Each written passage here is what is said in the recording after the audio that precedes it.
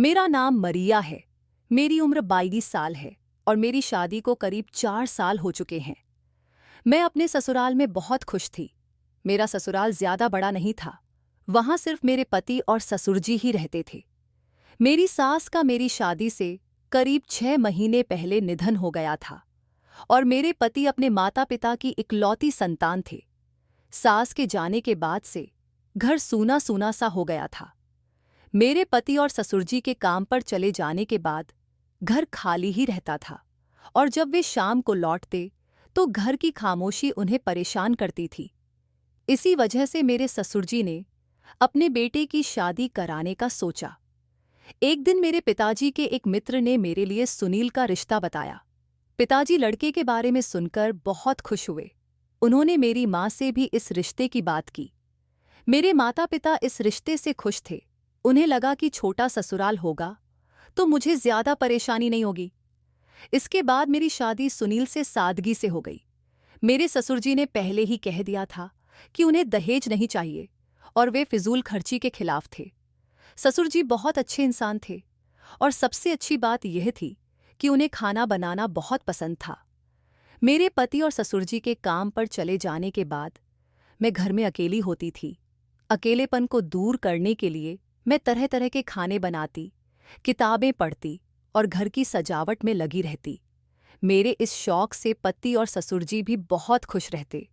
छुट्टी के दिन ससुर जी खुद ही खाना बनाते और कभी-कभी तो रसोई में मेरी मदद भी करते। कहते, तुम तो पूरे हफ्ते खाना बनाती हो, आज तुम्हारी छुट्टी। उनकी इस बात से मुझे बहुत खुशी होती थी। लोग अगर ये देख लेते तो शायद मेरी किस्मत से जलते। समय ऐसे ही बीत रहा था। मेरे पति ने नया कारोबार शुरू किया जिससे उन्हें दूसरे शहर जाना पड़ता था। मुझे कभी कोई दिक्कत नहीं होती थी और मैं खुशी खुशी उन्हें जाने की इजाज़त दे देती थी क्योंकि मेरे ससुर जी बहुत अच्छे इंसान थे। कुछ महीने बाद ससुर जी का भी रिटायरमेंट हो गया तो वे अब सारा दिन घर पर ही रहते और अक्सर खाना वही बना दिया करते। एक बार जब मेरे पति बाहर गए हुए थे तो मैंने ससुर जी से कहा, आज खाना मैं बनाती हूं। पर ससुर जी नहीं माने और बोले, खाना तो मैं ही बनाऊंगा। मैंने भी उनकी बात मान ली। उस दिन ससुर जी ने खाना बनाया और खाना खाने के बाद मुझे जल्दी नींद आ गई। सुबह जब उठी तो मैंने देखा कि मेरे कपड़े गंदे हो रखे थे। मैंने इस बारे में किसी से बात नहीं की, पर मन में सवाल उठने लगे कि ऐसा क्यों हो रहा है। जब मैं खुद खाना बनाती थी तो मुझे इतनी जल्दी नींद नहीं आती थी। यह मेरी आदत थी कि बिस्तर पर जाते ही नींद नहीं आती, थोड़ा वक्त लगता था। लेकिन 2 दिन से जैसे ही खाना खाकर सोती, मुझे गहरी नींद आ जाती। यह बात मुझे परेशान करने लगी थी, पर मैं इसे किसी से साझा नहीं कर सकती थी।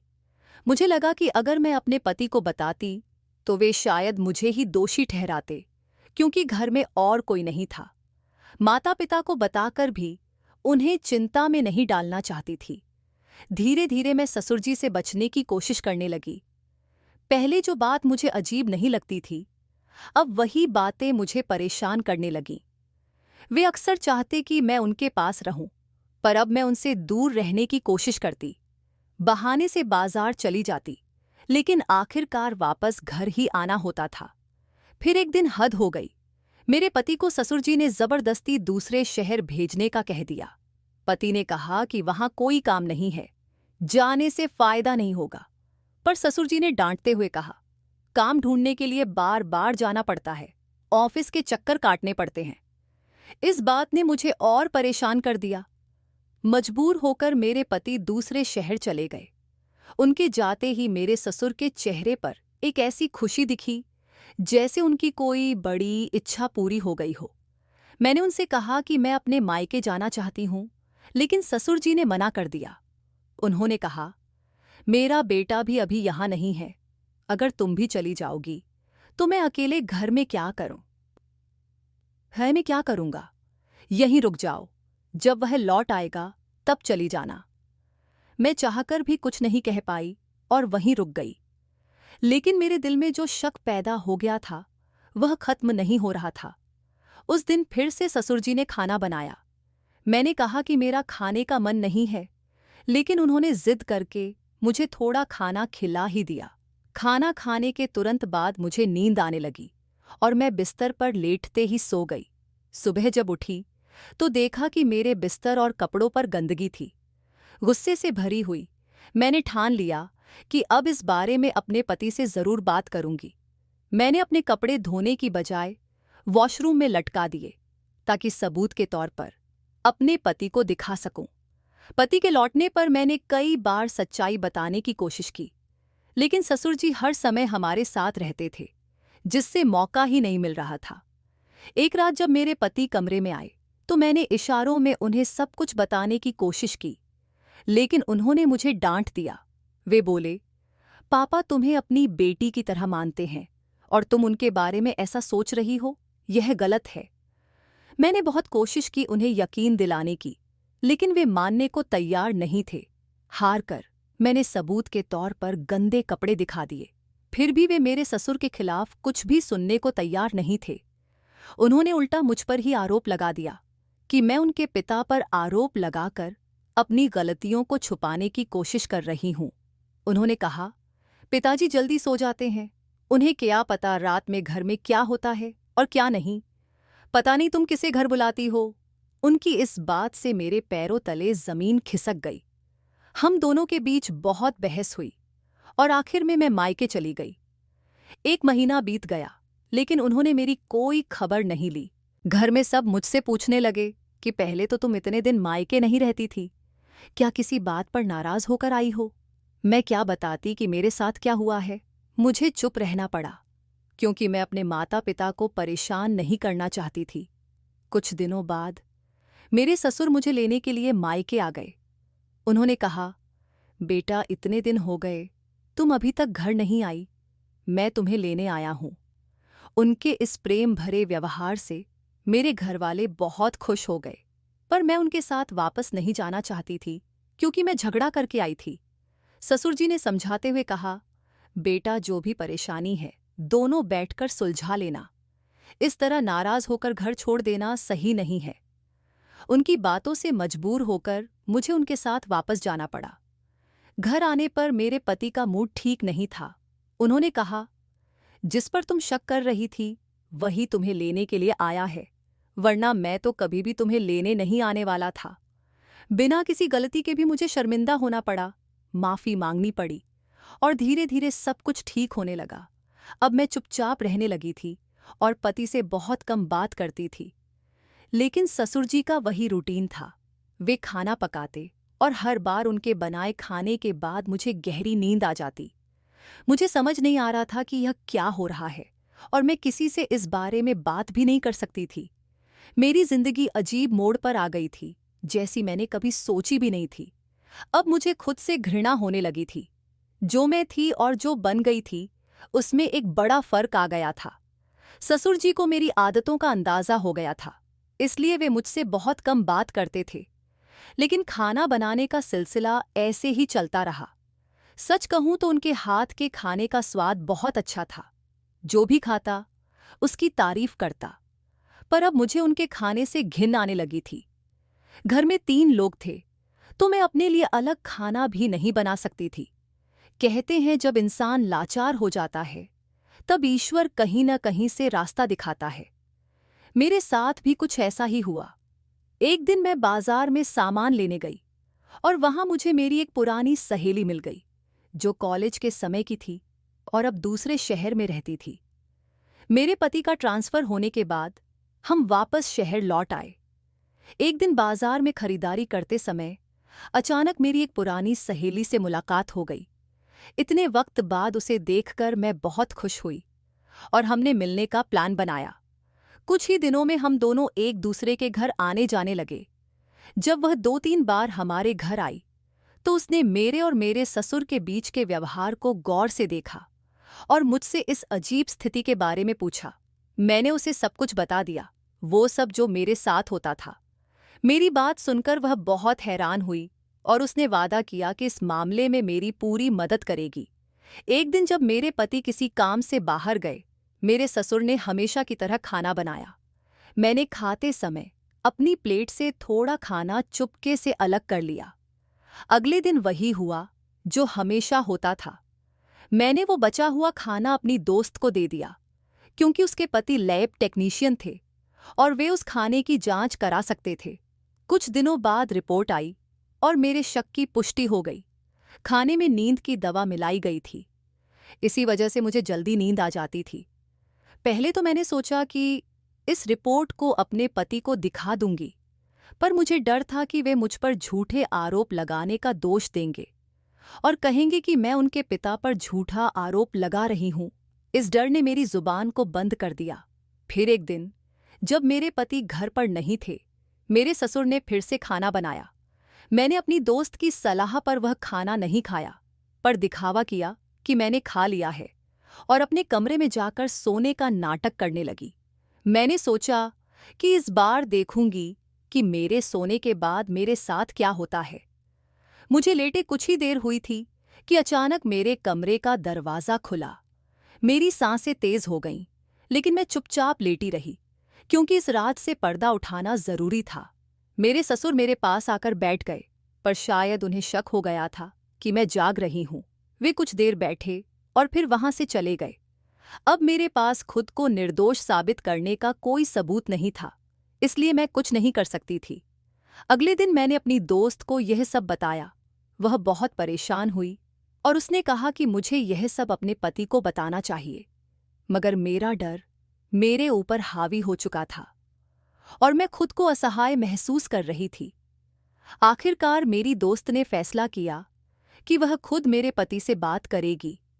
एक दिन उसने हमें अपने घर खाने पर बुलाया और मेरी स्थिति को बताना शुरू किया। मेरी बात सुनकर मेरे पति नाराज हो गए, लेकिन मेरी दोस्त ने उन्हें समझाया कि इस मामले को ठंडे दिमाग से जांचना चाहिए। उसने उन्हें खाने की रिपोर्ट भी दिखाई, जिसे देखकर मेरे पति अंततः सच जानने को राजी हो गए। हमने एक योजना बनाई कि मेरे ससुर को कुछ भी पता नहीं चलेगा, लेकिन सच्चाई सामने आ जाएगी। कुछ दिनों बाद मेरे पति ने अपने पिता से कहा कि उन्हें किसी जरूरी काम से दूसरे शहर जाना है। मेरे ससुर इस बात पर खुश हो गए और बोले, जाओ, काम पूरा करो। मेरे पति ने बाहर जाने का दिखावा किया, लेकिन असल में वे अपने एक दोस्त के घर ठहरे रहे। उसी रात मेरे ससुर ने खाना बनाया और मुझे परोसा। मेरे पति चुपचाप घर में आकर एक कमरे में छिप गए। मैंने पेट भरकर खाना खाया, क्योंकि मुझे पता था कि उस खाने में दवा होगी और मुझे नींद आ जाएगी। लेकिन इस बार मेरे पति मेरे कमरे में पहले से ही थे, इसलिए मुझे किसी खतरे का डर नहीं था। जैसा सोचा था, मैं सो गई। उसके बाद मुझे कुछ याद नहीं रहा। सुबह उठी तो देखा कि मेरे ससुर और पति दोनों घर पर नहीं थे। मुझे समझ नहीं आ रहा था कि आखिर क्या हुआ। जब बहुत देर तक दोनों नहीं लौटे और उनके फोन भी बंद थे, तो मुझे चिंता होने लगी। आखिरकार मैंने अपनी दोस्त को फोन किया और उसे सारी बात बताई। शाम तक मेरे पति और ससुर का कोई अता पता नहीं चला और मैं बहुत घबराई हुई थी। मुझे गुस्सा आ ही रहा था कि मैंने खाना क्यों खाया, क्योंकि आज मेरे कपड़े वैसे गंदे नहीं थे जैसे अक्सर होते थे। मैं सोच में पड़ी थी कि आखिर ऐसा क्या हुआ। रात हो गई, मगर उनका कुछ पता नहीं था। मेरी दोस्त बार बार कह रही थी कि मुझे पुलिस में रिपोर्ट करानी चाहिए, लेकिन मैं सोच रही थी कि पुलिस को क्या बताऊं। 2 दिन ऐसे ही बीत गए और मेरी चिंता बढ़ती गई। आखिरकार मैंने अपने भाई को फोन करके सारी बात बताई। मेरे भाई और पिताजी घर आए और सारी स्थिति जानने के बाद मुझे बहुत डांटा कि पहले यह बात उन्हें क्यों नहीं बताई। उनका एक दोस्त पुलिस में था, तो उन्होंने उसे भरोसे में लेकर सब कुछ बताया। पुलिस ने तुरंत कार्रवाई की और दोनों के फोन ट्रेस किए। रात को मेरे पति और ससुर घर लौट आए, लेकिन मेरी स्थिति देखकर बहुत परेशान हुए। मेरे पति बेहोश थे और मेरे ससुर अजीब-ओ-गरीब बातें कर रहे थे, जैसे कि उनका दिमाग उनके काबू में न हो। मुझे यह सब देखकर बहुत घबराहट हो रही थी, लेकिन मेरे भाई ने मुझे संभाला और कहा कि उन्हें डॉक्टर के पास ले चलते हैं। डॉक्टर ने जांच के बाद बताया कि मेरे पति को बेहोशी की दवा दी गई थी। पुलिस ने अपनी जांच पूरी की और चली गई, लेकिन मेरे मन में सवाल था कि यह सब कैसे और क्यों हुआ। मैंने आखिरकार अपने पति से सीधे सवाल किए। उन्होंने बताया, जैसे तुमने मुझे बताया था, वैसे ही तुम्हारे सोने के बाद पिताजी कुछ देर बाद तुम्हारे कमरे में आए। उनका हाव भाव देखकर मुझे डर लगा, और जैसे ही वे तुम्हारे बिस्तर के पास आए, मुझसे रहा नहीं गया और मैंने जोर से आवाज दी। वे मेरी आवाज सुनकर चौंक गए, लेकिन तभी मुझे लगा जैसे कमरे में कोई और भी है। इससे पहले कि मैं पीछे मुड़कर देखता, मुझे अपनी गर्दन पर एक सुई चुभने का एहसास हुआ और फिर मुझे कुछ होश नहीं रहा। अब मेरे ससुर से सच जानना जरूरी था, इसलिए मैंने उनसे पूछा कि आखिर क्या चल रहा था। उन्होंने सिर झुकाकर कहा, बेटा, मुझे खुद नहीं समझ आया कि मैं क्या कर रहा था। तुम्हारे और मेरे बेटे की शादी को 4 साल से ज्यादा हो गए हैं, लेकिन अब तक कोई संतान नहीं हुई। एक बार मैंने अपने दोस्तों के बीच इस बारे में बात की तो किसी ने एक डॉक्टर की सलाह दी जो खुद को पंडित भी बताता है। उसने कहा कि अगर मैं उसकी बताई कुछ खास चीजें तुम्हें खिलाऊं तो तुम्हें संतान हो जाएगी। संतान की चाह में मैं उसके कहे अनुसार नींद की दवाई तुम्हारे खाने में मिलाता रहा। उसने मुझे अजीब अजीब काम करने को कहा, कभी तुम्हारे सिर से कुछ घुमाने को, तो कभी कबूतर या मुर्गे की बलिका देने को। जब तुम बेहोश होती थीं तो मैं तुम्हारे हाथ पकड़कर वह सब करता था। धीरे धीरे मुझे लगने लगा कि मैं खुद को नहीं संभाल पा रहा, जैसे मेरा दिमाग किसी और के काबू में हो। उस रात जब मेरे बेटे ने मुझे आवाज दी तो मैं डर गया, क्योंकि उस तांत्रिक ने मुझसे आखिरी काम करने को कहा था। उसके बाद मेरी समझ पर जैसे पर्दा पड़ गया। अब मैं नहीं जानता कि वह डॉक्टर असल में कौन था। यह जानने के लिए कि वह तांत्रिक असल में कौन था और यह सब क्यों किया गया, मैंने अपने भाई और पुलिस को साथ लेकर उस तथाकथित डॉक्टर के पास जाने का फैसला किया। पुलिस भी वहां पहुंची और उसे गिरफ्तार किया। उसने स्वीकार किया कि वह कोई डॉक्टर नहीं बल्कि एक तांत्रिक है जो काले जादू में माहिर है। क्योंकि पढ़े लिखे लोग सीधे जादूगरों के पास नहीं आते, उसने डॉक्टर का भेष बना रखा था। उसने बताया कि वह उस रात हमारे घर में मौजूद था और आखिरी तंत्र पूरा करके मेरी आत्मा को अपने काबू में करना चाहता था। सौभाग्य से हमारी किस्मत अच्छी थी और ईश्वर ने हमें इस बुरे काम से बचा लिया। तांत्रिक ने मेरे पति और ससुर को अपनी बलि चढ़ाने की योजना बनाई थी ताकि अपने तंत्र का अधूरा काम पूरा कर सके। दोस्तों, इस कहानी से हमें यह सबक मिलता है कि कभी-कभी आंखों से देखा भी गलत हो सकता है। किसी की खुशी के लिए गलत रास्ता अपनाने से सिर्फ नुकसान होता है। खुशियां हमेशा ईश्वर से मांगनी चाहिए, न कि किसी और से। उम्मीद करती हूं कि मेरी कहानी आपको पसंद आई होगी। अगर हाँ, तो कृपया इस वीडियो को लाइक करें, चैनल को सब्सक्राइब करें और नोटिफिकेशन बेल को जरूर दबाएं ताकि हमारी अगली कहानी सबसे पहले आपको मिले।